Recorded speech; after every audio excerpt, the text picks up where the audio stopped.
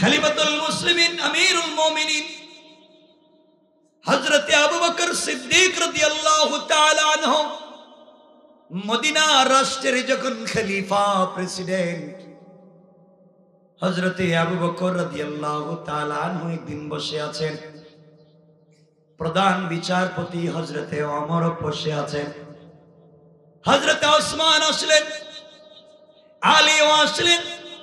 ওসমান আবু বকরকে ডাক দিয়া বলছেন, ভাই আবু বকর রে, আল্লাহর রাসূলের ইন্তেকালের পরে আপনি মদিনা নামক রাষ্ট্রের খলিফা হয়েছেন।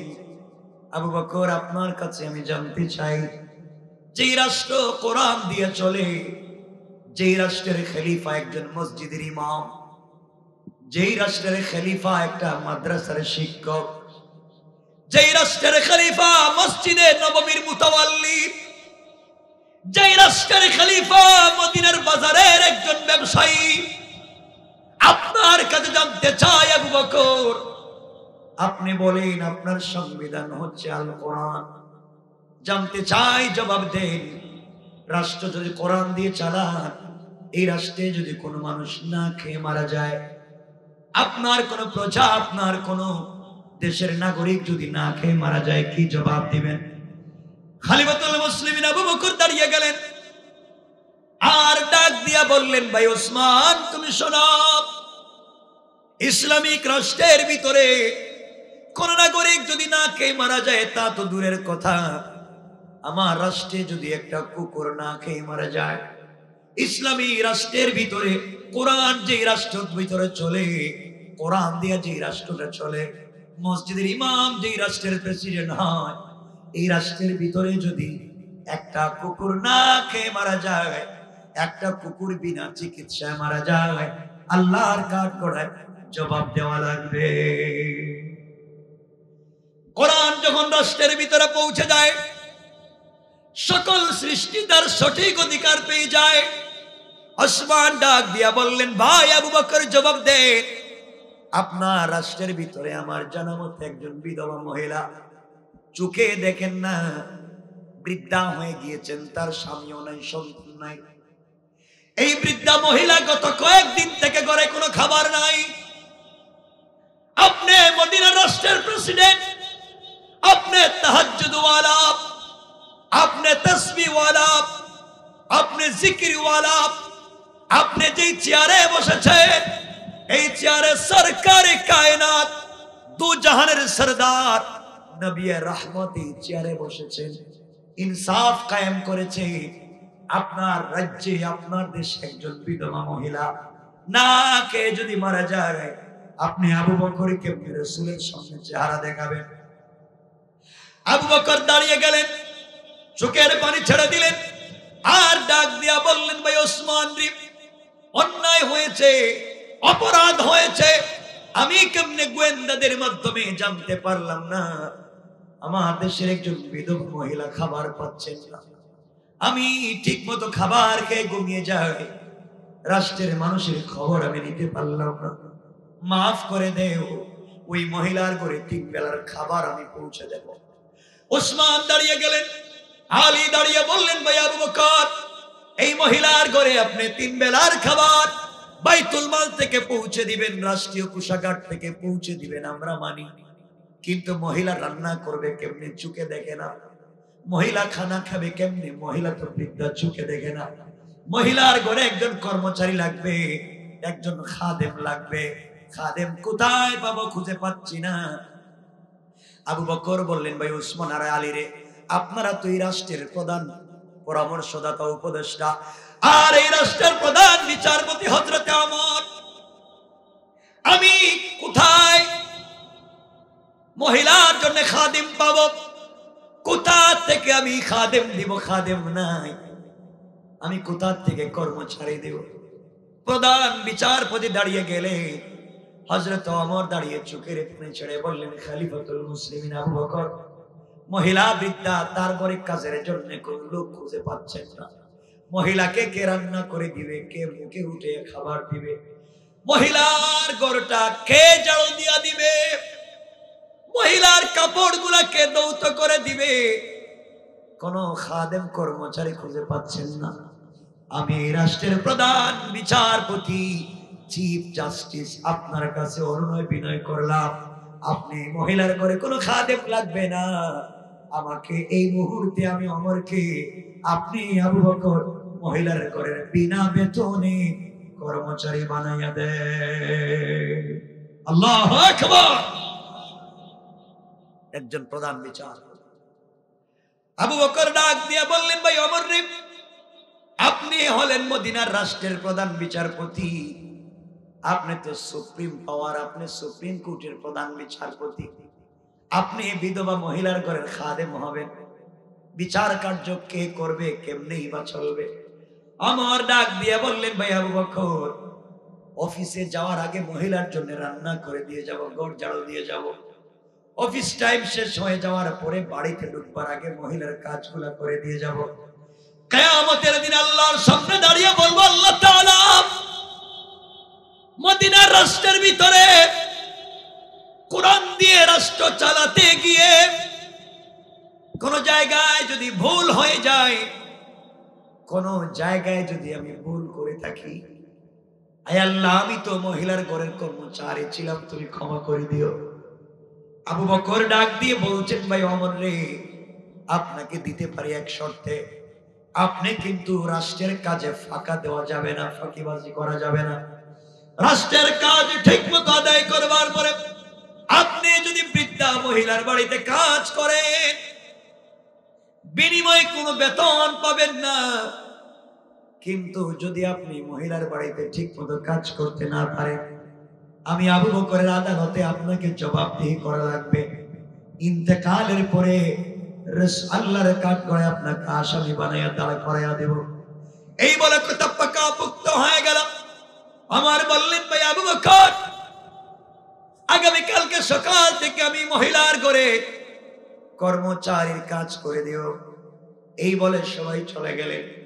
সকালবেলা ফজরের সালাত আদায় করে হযরত ওমর অফিসে যাওয়ার আগে মহিলার বাড়িতে চলে যাচ্ছেন। একজন প্রধান বিচারপতি বিধবা এক নারীর বাড়িতে যাচ্ছেন কাজ করে দেওয়ার জন্য, ঘর ঝাড়ু দিয়ে দেওয়ার জন্য, কাপড় ধৌত করার জন্য। মহিলার ঘরের সামনে দাঁড়িয়ে গেলেন আর ডাক দিয়া বললেন, মা, ঘরে কে আছে? দরজা খুলে দেন, আমি আপনার ঘরের কর্মচারী। খলিফাতুল মুসলিমিন আবু বকর আমাকে কর্মচারী বানিয়ে পাঠিয়ে দিয়েছেন, আপনার রান্নার প্রয়োজন হলে আমি রান্না করে দেব, আপনার যে জিনিসের প্রয়োজন আমি করে দেব, আমাকে বলেন।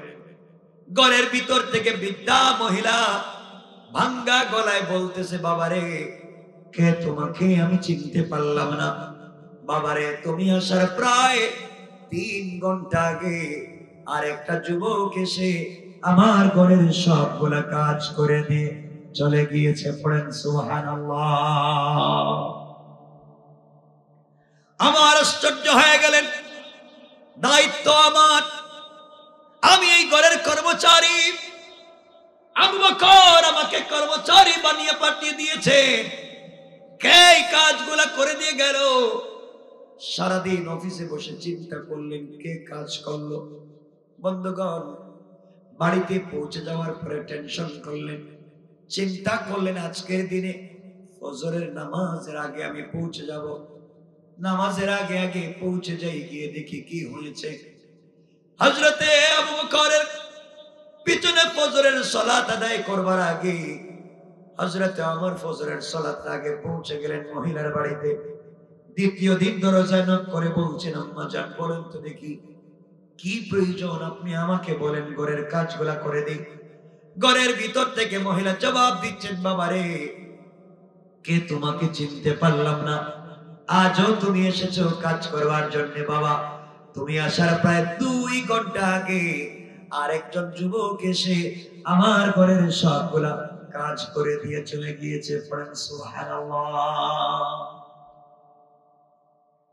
আমার আশ্চর্য হয়ে গেলেন, 2 দিন আমি আমার দায়িত্ব ব্যর্থ হয়ে গেলাম, দায়িত্ব ঠিক মতো আদায় করতে পারলাম না, কি জবাব দিব আল্লাহর আদালতে? আবু বকর জিজ্ঞাসা করলে কি জবাব দিব?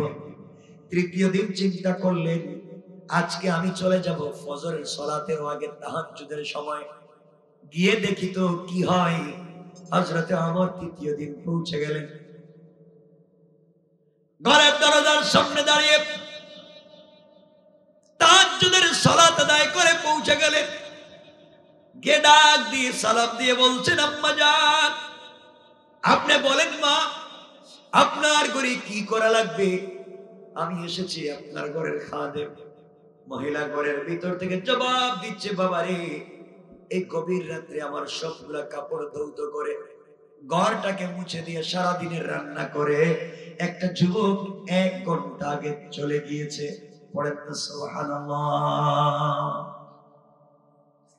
আমার আশ্চর্য হয়ে গেলেন, 3 দিন আমি আমার কাজ করতে পারি নাই, কে আমার ঘরের সবগুলা কাজ ওই মহিলার ঘরের কাজগুলা করে দিয়ে চলে যায়। আগামীকালকে চতুর্থ দিন তাহাজ্জুদের সালাতের আরো আগে পৌঁছে যাব। এই চিন্তা করে চতুর্থ দিন তরবারি খুললেন, কুশমুক্ত করলেন, তরবারি কাঁধের মধ্যে নিলেন, তাহাজ্জুদের সালাতের আগে মহিলার বাড়ির দরজার সামনে পৌঁছে গেলেন। দরজার সামনে যখন পৌঁছে গেলেন, হঠাৎ করে তাকায় দেখেন মহিলার ঘরের ভিতরে মিটমিট করে আলো জ্বলে।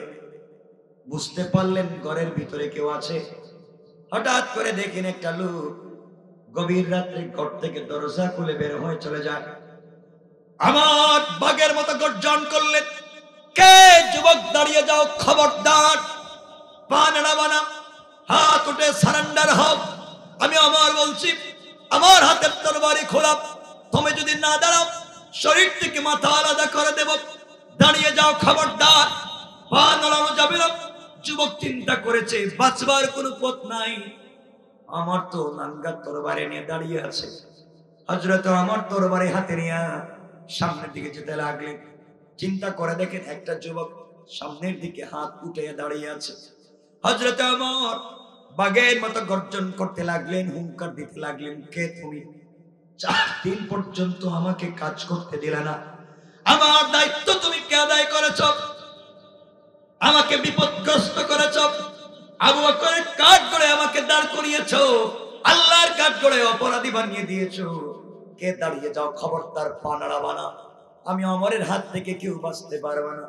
হযরত ওমর তরবারি উঠাইয়া যখন চিৎকার করে করে সামনের দিকে যেতে লাগলেন, যুবকের সামনে পৌঁছে গেলেন। যুবকের সামনে দাঁড়াইয়া পা থেকে মাথা পর্যন্ত একবার দেখলেন, নিজেকে আর সামলিয়ে রাখতে পারলেন না, ধরল, হাত থেকে তরবারি পড়ে গেল।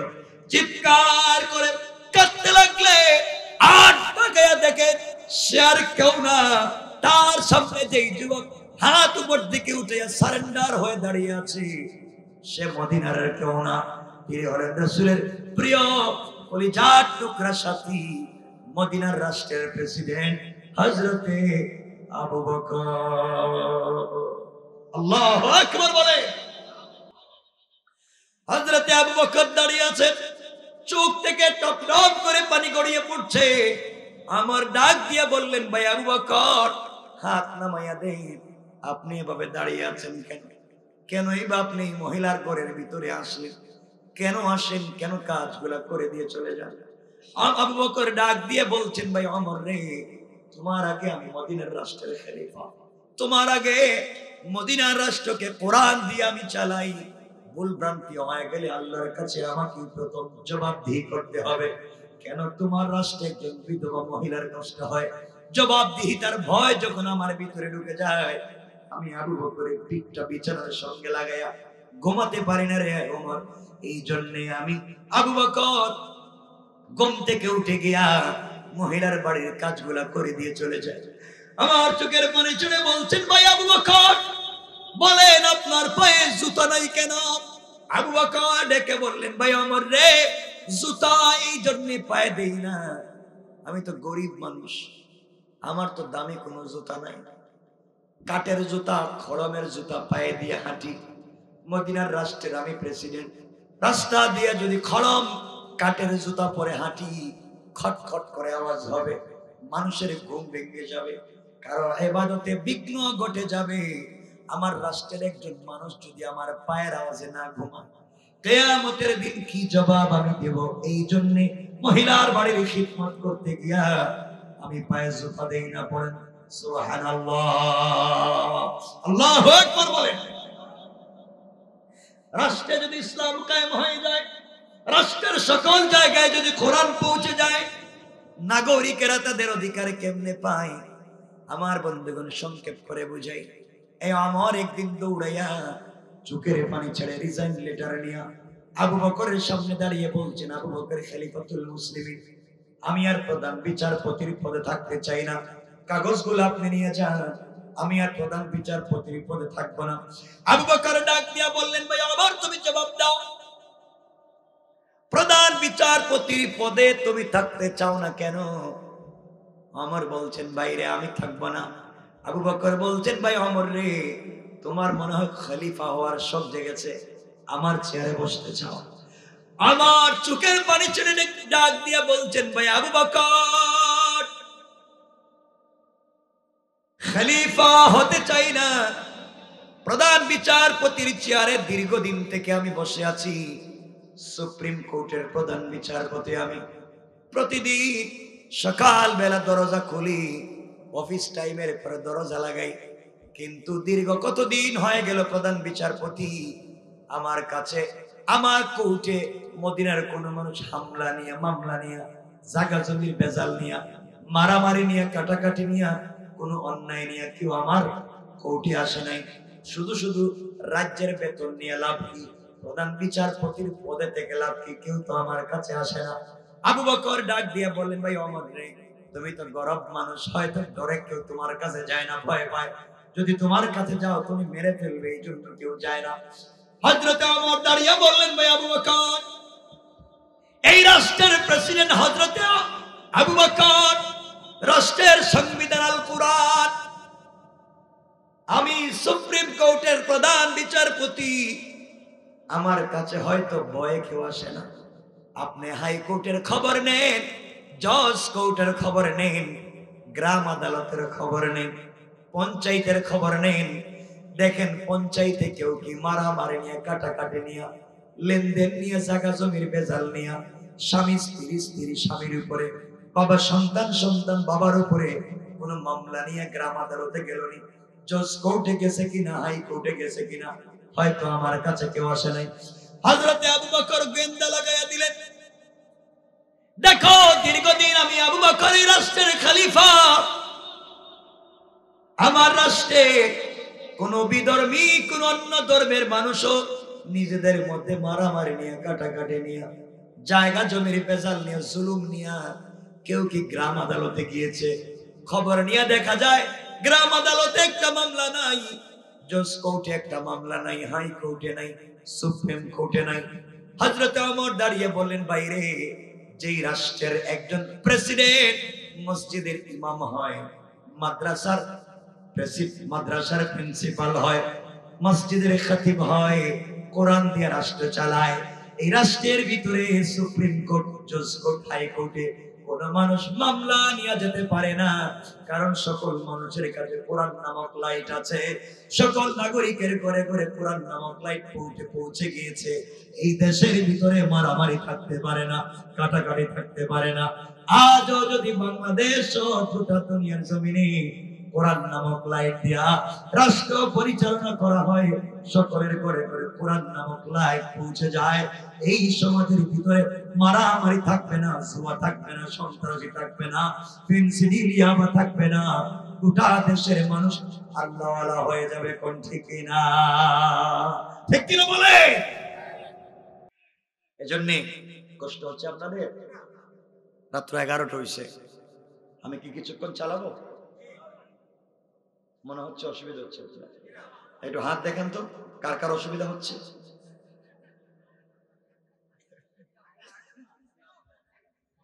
অসুবিধা হচ্ছে? আমার ভাইগুলো অনেক কষ্ট করেছে আমার জন্য দাঁড়িয়ে, অনেক কষ্ট করেছে, কারণ আমরা বিপদগ্রস্ত, চাইলেও কথা বলতে পারি না, চাইলেও বের হয়ে হাঁটতে পারি না স্বাধীনভাবে। আমরা তো চোর ডাকাত না, এই দেশের চোর ডাকাত বদমাইশেরা রাজার হালতে ঘুরে। আর কোরআনের যারা কথা বলে তারা আজকে কষ্ট করে চুপে চুপে চলতে হয়, ঠিক কিনা বলে? কষ্ট একদিন থাকবে না। আমার বন্ধুগণ, এই সমাজকে নষ্ট করেছেন আপনারা হুজুরেরা ফতোয়া দিয়া মহিলাদেরকে মসজিদে যাওয়া বন্ধ করেছে। মসজিদে যাইও না, ফিতনা। ওয়াজে যাইও না, ফিতনা। মহিলাদেরকে ফতোয়া দিয়ে মসজিদে যাওয়া বন্ধ করেছে। কিন্তু আজ ফতোয়া দিয়ে মহিলাদেরকে মার্কেটে যাওয়া, রাস্তাঘাটে বেপরদা চলাফেরা ফতোয়া দিয়ে বন্ধ করতে পারেন না, ঠিক কিনা? আওয়াজ করে বলে কেন এগুলা করেন? কেন এগুলা করেন? আল্লাহর রাস্তায় এগুলা করবেন না। আপনারা হুজুররা ডোন্ট মাইন্ড। কোরআন শরীফকে বানিয়েছেন মক্তবে বাচ্চাদের পড়াবার বই, কোরআন শরীফকে বানিয়েছেন জানাজার জিয়ারত করার বই, এগুলাই তো। কোরআন শরীফকে বানিয়েছেন তাবিজ আর কবজ দেওয়ার বই, কোরআন শরীফকে বানিয়েছেন সবে কদর খতম পড়ার বই। আল্লাহ জানে মিথ্যা কথা বলেছেন। হ্যাঁ, এই বাড়িতে সকাল 11টায় দাওয়াত, ওই বাড়িতে 12টায়, ওই বাড়িতে 1টায়, ওই বাড়িতে 3টায়। যাইতে না পারলে প্রতিনিধি পাঠায় দেয়। আমি খাইতে পারলাম না, আরেকজনে পাঠায় দেয়। লিস্ট আছে, লিস্ট করে খান। সব করতে পারলেন, প্রতিনিধি পাঠাইয়া গ্রামের দাওয়াত খাইতে পারলেন, কিন্তু প্রতিনিধি পাঠাইয়া গ্রামের দুর্নীতিবাদ শয়তান বদমাইশদেরকে ঠিক করতে পারলেন না। ইমাম সাহেব নামাজে যে সূরাগুলো তেলাওয়াত করেন, একটা সূরার বাস্তব বিধান নিজের পঞ্চায়েতে যদি প্রতিষ্ঠা করতে পারতেন, এই গ্রামের মানুষ শয়তানি নাফরমানি করত না, ঠিক কিনা বলে? ইমাম সাহেব ওয়াজ করতে পারেন না জুমার মিম্বরে বসে, কারণ যদি সত্য কথা কোন সালাম ফিরে চাকরি থাকবে না। ঠিক বললাম না? চাকরি নাই, চাকরি নাই। আমরা চাই আমার বন্ধুগণ, সমাজ বিনির্মাণ করতে হলে কোরআন ছাড়া বিকল্প কোন রাস্তা আসেনি। কথা বলেন না? দেখবেন যে লোকটা নিজের বউর সাথে উল্টাপাল্টা কথা বলে পারে না, মাইক দিয়ে পিটায়, জুতো দিয়ে পিটায়, বস্তা দিয়ে মারে, বউ মারে, ছেলের বউ মারে, উল্টাপাল্টা করলে বাথরুম পরিষ্কার করে। এই মুরব্বী মসজিদে এসে ইমামের পিছনে লেগে যায়। আছে না নাই?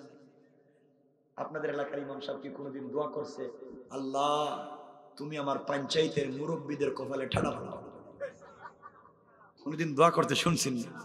একটা দিনও দোয়া করে না। খাবার দিলেও কয় আল্লাহ এদের ভালো করো, খাবার না দিলেও কয় ভালো করো।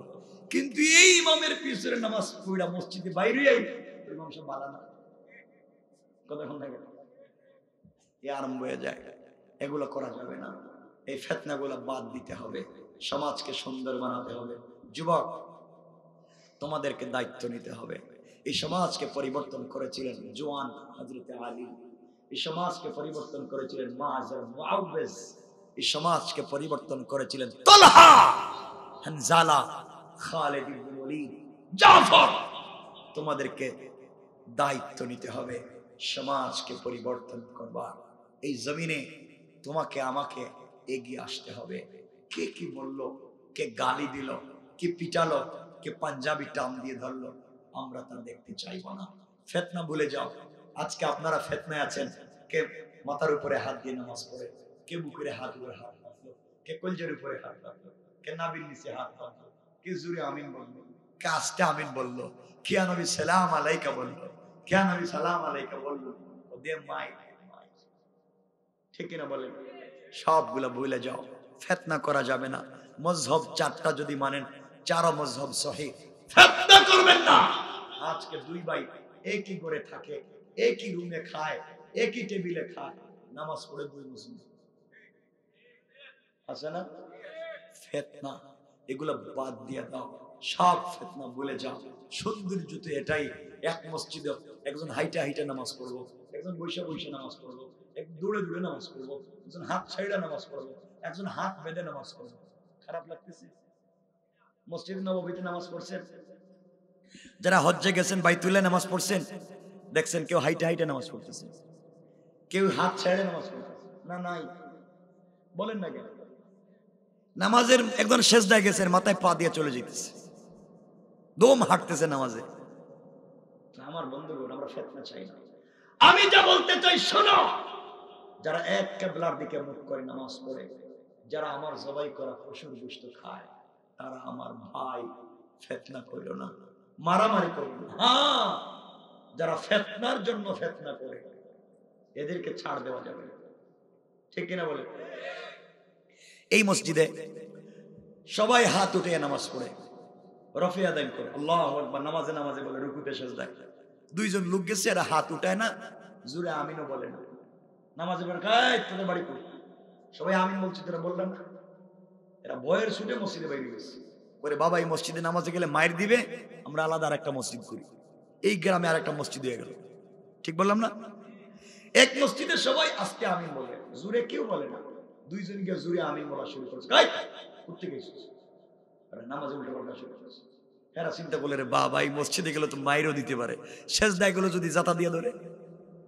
চিন্তা করছে এই মসজিদে যাওয়ার দরকার নাই, আমরা নতুন আর একটা মসজিদ করি। এই নতুন মসজিদ শুরু হয়ে গেল, পঞ্চায়েত ব্যাংকে 2 টুকরা হয়ে গেল। আমি কি ভুল বলতেছি? আমরা এগুলো করবো না, সমাজকে বিভক্ত করবো না, ফিতনা তৈরি করবো না। এর জন্য যুবক তোমাদেরকে দায়িত্ব নিতে হবে। কোরআনকে থিসিস করা লাগবে, কোরআনকে অ্যানালাইজ করা লাগবে, কোরআনকে গবেষণা করা লাগবে, কোরআনকে তোমাদেরই বুঝা লাগবে। সমাজ পরিবর্তন করতে হলে কোরআন শুধু পড়লেই হবে না, সমাজ পরিবর্তন করতে গেলে কোরআন বুঝা লাগবে। কিছু বললেন না, কথা বলেন না কেন? আমরা যদি আল্লাহর পথে চলে আসি, রব বলছেন কোনো টেনশন নাই। কিসের ভয় পাও? তোমরা ভয় পাও তোমাদেরকে মারবে না, তোমাদেরকে পুলিশ খুঁজতেছে, তোমাদেরকে নাকি পিটাবে, তোমাদেরকে শয়তান ডাকাতরা ঘুরতেছে মারার জন্য। আরে বোকা, টেনশনই করিস না, যা কোরআন থেকে তেলাওয়াত করবে, আমি রব থেকে বাঁচাইয়া দিব। পড়েন না সুবহানাল্লাহ। আওয়াজে মনে হচ্ছে কষ্ট হচ্ছে আপনাদের, কেমনে বাঁচাবেন সেদিকে যাচ্ছে। কোরআন থাকলে কি হয় দেখেন। আমার মুসলমান বন্ধুগণ, গভীর মনোযোগ। আমার মুসলমান ভাইরা, আল্লাহর পয়গম্বর, আখিরি জামানার নবী, দু জাহানের সরদার নবী, নবী রহমত রাসূল পাক সাল্লাল্লাহু আলাইহি ওয়াসাল্লাম হযরতে আবু বকরকে সাথে নিয়ে মসজিদ বাইতুল্লাহ বসে আছেন, কাবা ঘরে বসে আছেন। হযরতে আবু বকর বসা, হযরতে বিশ্বনবী সাল্লাল্লাহু আলাইহি ওয়াসাল্লাম হযরতে আবু বকরের রানের উপরে মাথা রেখে শুয়ে আছেন। রাসূল পাক কোরআন থেকে তেলাওয়াত করেন, আবু বকর রাসূলের তেলাওয়াত শুনেন, নবীজির চেহারা মুবারকের দিকে তাকায় আছেন। আমার নবী তো এমন নবী, যিনি হাসলে মুখে টুল পড়ে যায়, যার চেহারার দিকে তাকালে জান্নাত ওয়াজিব হয়ে যায়, জাহান্নাম ভুলে যায়, যিনি হাসলে নাকের সামনে ঘাম জমে যায়, এই ঘামের মধ্যে মিশকে আম্বরের ঘ্রাণ হয়ে যায়, যিনি ঘামলে কপালের মধ্যে ললাটের মধ্যে ঘাম জমে যায়, এই ঘামটুকু জান্নাতুল ফিরদাউসের ঘ্রাণ হয়ে যায়। আমার নবী হযরতে আবু বকরের রানের উপরে শুয়ে আছেন। রাসূল পাক কোরআন থেকে তেলাওয়াত করেন, আবু বকর তেলাওয়াত গুলা শুনেন, নবীজির চেহারা মুবারকের দিকে তাকায়, আসমানের বিকাল বেলা সূর্যের দিকে তাকায়, তাকায়া দেখে সূর্য লাল হয়েছে, বড় চমৎকার দেখা যায়। আবু বকর মুচকি হাসতেছে। রাসূল বলছেন আবু বকরের দাড়িতে ধরে, আবু বকর হাসো কেন? আবু বকর ডাক দিয়ে বলছেন, পয়গম্বরে আরবি হাসি, আপনি আমার রানের উপরে মাথা রেখে শুয়ে আছেন, আমি আসমানের সন্ধ্যার সময়ে সূর্যের দিকে তাকাইয়া দেখলাম, সূর্যের চাইতে আপনার চেহারা মুবারক আরো কোটি কোটি গুণ বেশি সুন্দর দেখা যায়। আল্লাহু আকবার। পয়গম্বরে আরবি, আমি আপনার জন্য জীবন দিতে রাজি। আমি আবু বকরকে আপনি পাবেন, আপনার ডানে আপনার বামে, আপনার সামনে আপনার পিছনে, কেউ আপনার ক্ষতি করতে পারবে না। হঠাৎ আবু বকরের চোখ পড়েছে রাস্তার দিকে, রাস্তার দিকে তাকায়া দেখে এক বেয়াদব মহিলা, ঝগড়াটে মহিলা, আবু লাহাবের স্ত্রী উম্মে জামিল, হাতের মধ্যে 2টা পাথর নিছে, কাদের মধ্যে 2টা পাথরের বস্তা নিয়েছে, আর আমার নবীকে অকথ্য ভাষায় গালিগালাজ করতেছে। উম্মে জামিল আবু লাহাবের স্ত্রী, উম্মে জামিল আমার নবীর বিয়াইন, উম্মে জামিল আমার নবীর চাচি। বিয়াইন এই জন্য বললাম, আমার নবী তার দুইটা মেয়েকে আবু লাহাবের দুই ছেলে উতবা এবং উতাইবার কাছে বিয়ে দিয়েছিলেন। এই জন্য আবু লাহাব একদিকে রাসূলের চাচা, অপর দিকে বিআই। বিআই বুঝেন? বিআই বুঝেন? বিআই বিআই তো বুঝেন, আপনারা কি বলেন? আচ্ছা, আবু লাহাবের স্ত্রী উম্মে জামিল একদিকে আমার নবীর চাচি, অপর দিকে বিআই। হাতের মধ্যে দুইটা পাথর নিয়েছে, কাদের মধ্যে দুইটা বস্তা নিয়েছে। আমার নবীকে মারবার জন্য গালি দেয়, রাস্তাঘাটে চিল্লাইয়া বলতেছে মুহাম্মদ কোথায়, ওকে পাইলে পিটাইয়া মারতাম। বাংলাদেশে এমন কিছু নারী নেত্রী পাবেন যখন কারো বিরুদ্ধে কথা বলে পারে না, তাদের পর্নোগ্রাফি ইন্টারনেটে ছড়িয়ে পড়ে, বাঁচবার জন্য মৌলবাদী বলে ইসলামী আন্দোলনের কর্মীদের বিরুদ্ধে মামলা দিয়ে দেয়। ঠিক কিনা বলে? কারা? এই যে উম্মে জামিলের প্রেতাত্মা। আমার বন্ধুগণ, দৌড়ে আমার নবীর সামনের দিকে যায়। হযরতে আবু বকর চোখের পানি ছেড়ে রাসূলের পাককে বলছেন, পয়গম্বরে আরবি, আপনার চাচি এবং বেয়াই উম্মে জামিল হাতের মধ্যে পাথর নিয়েছে, কাঁধে দুই বস্তা পাথর, গালি দিতেছে আপনার বাবার নাম দিয়ে, আপনার নাম দিয়ে, বলতেছে আল্লাহ পাগল, আপনিও নাকি পাগল। পয়গম্বরে আরবি, আপনি বলে একজন মহিলা যদি আপনাকে গালি দেয় এর চাইতে লজ্জার কিছু নাই, আপনি বলেন না আমি ওরে সাইজ করি, একটু পিটাইয়া আসি। আমার নবী বলছেন, আবু বকর চিন্তার কোনো কারণ নাই, ভয় পাওয়ার কোনো কারণ নাই। উম্মে জামিল আমাকে গালি দিচ্ছে, উম্মে জামিল আমার বিরুদ্ধে কথা বলতেছে, তুমি টেনশন করো না। আল্লাহ বলেছেন পয়গম্বরে আরবি, আপনাকে আমি নেতা বানিয়েছি, আপনাকে কেউ যদি গালি দেয়, মারবার জন্য যদি আসে, আপনাকে ধরবার জন্য যদি আসে, ভয় পাবেন না, আপনি কোরআন থেকে তেলাওয়াত করবেন। আমি আল্লাহ কথা দিলাম বন্ধুরে, কোরআন থেকে যখন তেলাওয়াত করবেন, আমি আল্লাহ কাফের থেকে আপনাকে হেফাজতের ওয়াদা দিলাম। আমার নবী কোরআন থেকে তেলাওয়াত শুরু করে দিলেন। উম্মে জামিল দৌড়াইয়া আমার নবীর সামনে হাজির হয়ে গেল। রাসূলের চেহারা মুবারকের সামনে দাঁড়িয়ে উম্মে জামিল আবু বকরকে বলতেছে, আবু বকর বলো তোমার বন্ধু মুহাম্মদ ইবনে আব্দুল্লাহ কোথায়? সারাদিন থেকে তাকে খুঁজতেছি, মারবার জন্য পাচ্ছি না, কোথায় গেল? হাতের মধ্যে পাথর নিয়েছে, মারতে চাই, মক্কার অলিগলি খুঁজলাম, কোথাও নাই, কোথায় গেল? আবু বকর চিন্তায় পড়ে গেলেন। আমার সামনে রাসূল শুয়ে আছেন, উম্মে জামিলের চোখের সামনে রাসূল শোয়া, আমাকে দেখে নবীজিকে দেখে না, ব্যাপারে কি? আমি দেখি আমার নবী শুয়ে আছেন, আমি তার কোরআন তেলাওয়াত নিজের কানে শুনি। উম্মে জামিল নবীজির সামনে দাঁড়িয়ে নবীজিকে দেখেও না, তেলাওয়াত শুনে না, ব্যাপারে কি? নবীজিকে যখন দেখে না, আমার বলার দরকার নাই। তিনি বললেন, উম্মে জামিল রে, মুহাম্মদ ইবনে আব্দুল্লাহকে খুঁজতেছো, খুঁজে পাও না, তুমি বাইতুল্লাহ খুঁজো, কাবা খুঁজো, খুঁজে দেখো কোথায় আছে। উম্মে জামিল পুরা মসজিদ খুঁজলো, কাবা চত্বর খুঁজলো, জমজম কূপের পাশে গেল, কোথাও খুঁজে পেল না। আবার এসে নবীজির সামনে দাঁড়ালো, দাঁড়িয়ে আবু বকরকে বলছে, আবু বকর মুহাম্মদকে তো খুঁজে পেলাম না, কোথায় গেল? তাকে যদি আমি কোথাও পাই তুমি জানিয়ে দিবা, আঘাত করব, পাথর দিয়ে পিটাইয়া হত্যা করব। আবু বকর মনে মনে করে, পাগলের জাত তোমরা, নবীজির সামনে দাঁড়িয়ে নবীজিকে দেখোস না, আবার কেমনে পারবে? হুমকি দেয়। হুমকি দিয়ে যখন চলে যায়, দেখবে আমাদেরকে আপনাদেরকে কিছু লোক রাস্তায় হুমকি দেয়, হুজুর উল্টা পাল্টা বললেন না, ঠিক কিনা বলে? হুমকি দিয়ে চলে যায়। চলে যাওয়ার সময় আবু বকর বিশ্ব নবীকে জড়াইয়া ডাক দিয়া বলছেন, রাসূলের পাক বলেন তো, আপনার সামনে দাঁড়িয়ে উম্মে জামিল আপনাকে দেখলো না, আমাকে দেখলো, ব্যাপারে কি? আমার নবী চোখের পানি ছেড়ে ডাক দিয়া বললেন, আবু বকর আল্লাহ আমাকে বলেছেন, যদি কোনো বেঈমান বিরুদ্ধবাদী আপনাকে আঘাত করবার জন্য আসে, আপনি কোরআন থেকে তেলাওয়াত করবেন। আমার আল্লাহ বলেছেন, বন্ধুরে, হিজাবাম মাসতুরা, আকাশ থেকে একটা গোপন পর্দা পাঠাইয়া আমি আল্লাহ ওই কাফের থেকে আপনাকে হেফাজতের ওয়াদা দিলাম। পড়েন সুবহানাল্লাহ।